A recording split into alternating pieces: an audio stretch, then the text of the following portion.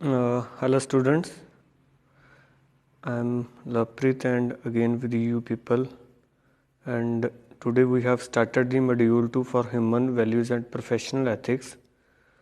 और इस लेक्चर में हमने अंडरस्टैंडिंग अ ह्यूमन बीइंग इस टॉपिक के बारे में पढ़ना है human values and professional ethics में। और ये हमारा लेक्चर नंबर 8 है और चैप्टर नंबर 1 है मॉड्यूल 2 का। और इस चैप्टर में हम कौन से टॉपिक्स कवर करेंगे वो कुछ इस प्रकार हैं। Understanding human being as a coexistence of sentient I and a material body, ये दो टॉपिक्स के बारे में हम पढ़ेंगे। इंट्रोडक्शन क्या है, मैं सबसे पहले आप लोगों को बताना चाहता हूँ कि हम वास्तव में मन की बात करते हैं, मीन्स कि अपने अंदर की बात है। और हमारे शरीर को चलने के लिए दो चीज़ों का कोऑर्डिनेशन की बहुत आवश्यकता है। एक हमारा मन क्या कहता है और एक हमारा दिमाग क्या कहता है। और हमारा मन और दिमाग दो एक ऐसे पैरामीटर्स है जो हमारी डिसीज़न मेकिंग में बहुत बड़ा रोल अदा करते हैं। और इनका रोल हमारी पॉजिटिव डिसीजन मेकिंग करता है और कई बार हमारी नेगेटिव डिसीजन मेकिंग करता है।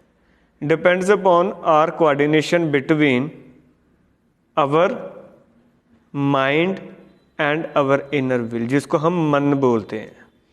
और इसी प्रकार एक व्यक्ति जिसमें दो चीज़ें होती हैं, सेल्फ और बॉडी, हमारा शरीर, हमारी फिजिकल एक्टिविटीज़।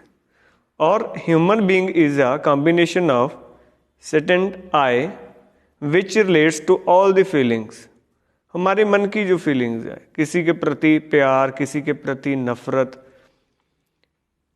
किसी के प्रति इज्जत, किसी के प्रति दुश्मनी, ये सभी चीज़ें हमारी एक इंटरनल जो फीलिंग्स है जिसको हम मन का भाव बोलते हैं, वो इनके ऊपर डिपेंडेंट है। और मटेरियल बॉडी, बॉडी क्या चीज़ है कि which refer to all the physical facilities available to us. हमारी सारी फिजिकल एक्टिविटीज जिसमें से हमारी फिजिकल फैसिलिटीज आ जाती हैं, वो हम बॉडी के माध्यम से स्टडी करते हैं।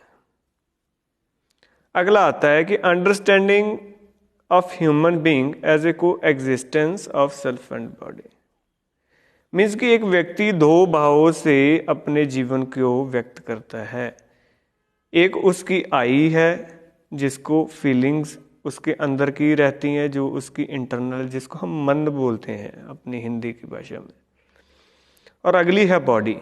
बॉडी की क्या फिजिकल एक्टिविटीज़ के साथ कोरिलेशन करते हैं कि जो हमारे एक्शंस है, जो हमारे चलने का तरीका है, जो हमारा रिएक्शन है on the body parts which is visible to us. हम अपने आप को देख सकते हैं, हम अपने आइज़ की मूवमेंट को भी देख सकते हैं by the help of mirror. हम लेकिन किंतु अपने अंदर की एक डिसीजन मेकिंग है, लेकिन हम उस चीज़ को देख नहीं सकते, केवल महसूस कर सकते हैं। और इसी प्रकार ही हमारी जो आई है और बॉडी दो अलग अलग चीज़ें हैं एक शरीर की, और जिसकी नीड्स, एक्टिविटीज़ और टाइप जो है हम इस स्लाइड में पढ़ेंगे। हमारी इसमें नीड्स क्या है? पहले नंबर पे आई की नीड्स है ट्रस्ट है, और बॉडी की नीड है फूड और क्लोथिंग। हमारा टाइम नीड्स क्या रहती है? हैप्पीनेस रहती है। इसमें फिजिकल फैसिलिटीज रहती हैं कि जिसके माध्यम से हमारी बॉडी सेटिस्फाई होती है। अगर हमारे को गर्मी लग रही है तो we have a provision to switch on a AC. अगर हमें सर्दी लग रही है तो we have a provision to go for a heater और a blower. In quantity needs are quality. अगर हम क्वालिटेटिव हमें होना चाहिए, वो हमारी आई है। क्वांटिटेटिव हमारी बॉडी की नीड्स है, मीन्स हमें अलग अलग प्रकार के कपड़े पहनने होंगे, हमारी मटेरियलिस्टिक नीड्स है, हमारे मोबाइल फोन्स है, ये हमारी बॉडी की रिक्वायरमेंट है, हमारी फिजिकल रिक्वायरमेंट है। लेकिन जो हमारी अंदर की रिक्वायरमेंट है वो क्वालिटी है, हमारी सोचने का जरिया, हमारी सोचने की शक्ति है। नीड्स आर फुलफिल्ड बार, और नीड्स हमारी कैसे फुलफिल होती हैं? आई की नीड्स होती है right understanding and right feeling से।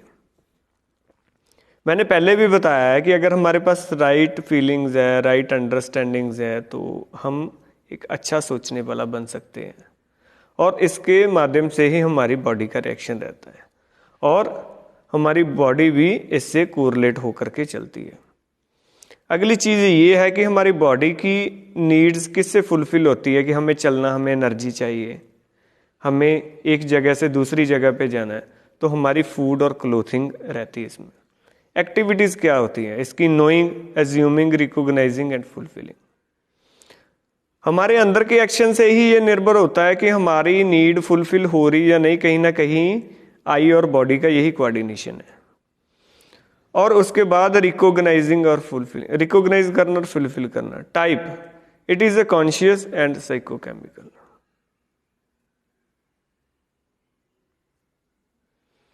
बट जो आज की ह्यूमन बीइंग की कंडीशन है, हम बॉडी को ही आई के इक्विवेलेंट मानते हैं। पिछली स्लाइड में मैंने इस चीज का प्रूफ कर दिया, अगर आपने ध्यान से सुना हो तो। क्लोथ्स और रिस्पेक्ट का हमने कोऑर्डिनेशन कर दिया है, और फैसिलिटीज और हैप्पीनेस को आपस में मिला दिया है। बल्कि ये सभी चीज एक दूसरे से अलग हैं। ये चीज को देखो, आई, रिस्पेक्ट और हैप्पीनेस ये चीज है, और बॉडी, क्लोथ्स और फैसिलिटीज ये अलग चीज है।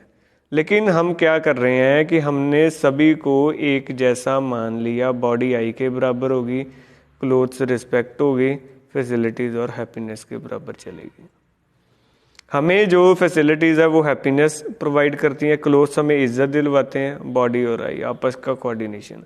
बल्कि ऐसा नहीं है। और जिस दिन जिस व्यक्ति को इन चीज़ों से पर्दा उठ जाता है, उस दिन वो एक व्यक्ति एक अच्छा और सुशील इंसान बन जाता है। उसकी केवल जिज्ञासा मन में एक अच्छा जीवन व्यतीत करना रहती है, ना कि एक अपनी मटेरियलिस्टिक जिंदगी और ईगो वाली जिंदगी पे आना पसंद है।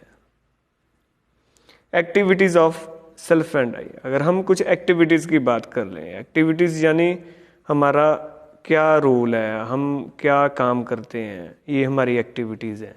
कि एक्टिविटीज गोइंग इन सेल्फ 3 प्रकार की रहती हैं। Activities involving both I and body, activities going on the body. हम इन चीजों को भली भांति समझ सकते हैं अच्छे से। सबसे पहले नंबर पे हम बात करेंगे activities going in the self. सबसे पहले नंबर पे एक्टिविटी क्या है इसकी? थिंकिंग। हम रात को भी सोचते हैं, हमें जो सपना आता है हमारी वो साइकोलॉजिकल थिंकिंग के जरिए से आता है। हमारा ब्रेन 24/7 काम करता है। ड्रीमिंग, इमेजिनेटिंग, जिसे हम अमेजिंग बोलते हैं। हम मान लो आंखें बंद कर लो, अभी मैं आपको बोलता हूं को आंखें बंद कर लो, और आप पृथ्वी को ऊपर से देख रहे हो। आंखें बंद की, आप अर्थ को ऊपर से देख रहे हो, तो वो आपको एक अर्थ का जो स्ट्रक्चर है, साइज है, वो आपके दिमाग में घूमना शुरू हो जाएगा, और आप अपने आप को स्पेस में मान लोगे, जस्ट लाइक एन एस्ट्रोनॉट। मैं बोलता हूँ कि आप एक एस्ट्रोनॉट हो, तो आपके मन में जो फीलिंग है, आंखें बंद करके सोचोगे तो आएगी कपड़े पहने हुए वाइट कलर के क्लोथ्स, जो बेसिकली एस्ट्रोनॉट्स पहनते हैं। मन में मैं फिर बोलूँगा, एक आंखें बंद करो, अगला क्वेश्चन है एरोप्लेन में बैठे हो, तो आपके तुरंत दिमाग में एरोप्लेन की एक्टिविटी आ जाएगी। ये एनालाइजिंग और अंडरस्टैंडिंग की है। तो ऐसी तरीके से चलती हैं एक्टिविटीज इन्वॉल्विंग बोथ है आई एंड बॉडी। इसमें क्या, हम सीइंग मीन्स कि किसी चीज़ को विजुलाइज करते हैं। टॉकिंग, हम बातचीत करते हैं। जो हमारे अंदर मन में है वो हमारी टंग के जरिए, हमारी जुबान के जरिए दूसरे के सामने प्रकट होता है। हम कोई चीज़ सुनते हैं, वो सुन हम फिजिकली रहे हैं, लेकिन जो एनालिसिस है वो हमारा ब्रेन और माइंड के हिसाब से हो रहा है, और दोनों का कोऑर्डिनेशन चल रहा है कि ये चीज़ चल रही है, ये हम देख रहे हैं इसका क्या कोरिलेशन है, और उसी प्रकार हमारी एक्शन होता है। ईटिंग, हाँ बिल्कुल ईटिंग का भी है कि मेरे को भूख लगी और हमारी फिजिकल एक्टिविटी इस चीज़ के अकॉर्डिंगली काम करती है। अगली आती है वॉकिंग। हाँ मैं चल रहा हूँ, मेरे को किस माध्यम से कितना स्टेप लेना है। बाय चांस अगर हम सैर करने के लिए जा रहे हैं, वॉकिंग के लिए जा रहे हैं और पीछे से डॉगी आता है काटने के लिए, तो इमीडिएट हमारा बॉडी और आई का सेम फंक्शनिंग होगा, भागो बचो इससे। तो ये इसमें कुछ एक्टिविटीज़ रहती हैं जो हम कोऑर्डिनेट करते हैं। कई बार हम कोई गलत एक्टिविटी करते हैं जिससे किसी को नुकसान हो, हमारा मन का कुछ और थिंकिंग रहती है, बॉडी की कुछ और रहती है। वो चीज़ों के बारे में भी हम धीरे धीरे डिस्कस करते हैं पहले, किंतु हम इस स्लाइड में पढ़ना है कि हमारी कौन सी एक्टिविटीज़ रहती है। अगली रहती है कि that are only going on the body but with the consent of I. Breathing, ये एक अपना प्रोसेस, बॉडी का प्रोसेस है, लेकिन ये अंदर ब्रेन और उनका आपस में कोऑर्डिनेशन। डाइजेस्टिंग, हम देख थोड़ा ना सकते डाइजेस्ट हो रहा है, वो तो एक इंटरनल पार्ट है जिसमें हम बॉडी की एक्टिविटी है, बट किसके माध्यम से हो रही है, किसकी कोऑर्डिनेशन से हो रही है, by the coordination of I. Heart beat, blood flow, ये सारी एक्टिविटीज़ है कि उसकी सलाह के साथ हो रही है, उसकी एक कोऑर्डिनेशन है हमारी बॉडी के साथ, तो ही इन एक्टिविटीज़ को हम फॉलो कर रहे हैं। अगली आती है कि understanding the body as an instrument of an I. हमारी जो बॉडी है वो एक कंठपुतली है आई की, हमारे मन की। I as a doer, I as a enjoyer and I as a seer. Means कि मैं ही काम करता हूँ, मैं जो अंदर की है, मैं ही कुछ देख रहा हूँ, मैं ही इंजॉय कर रहा हूँ। ये चीज़ें हमारी एक इंस्ट्रूमेंट है कि कंठपुतली है कि मेरे मन में आया कि मैं वो काम कर रहा हूँ और मेरी बॉडी ने भी वही माना कि ये मैं ही हूँ। Understanding the self as a I of conscious entity, the body as the material entity. इसे हम कॉन्शियस एंट्री बोलते हैं और body material entry. Conscious entry का क्या मतलब है कि हम एक कॉग्निटिविटी के साथ काम करते हैं।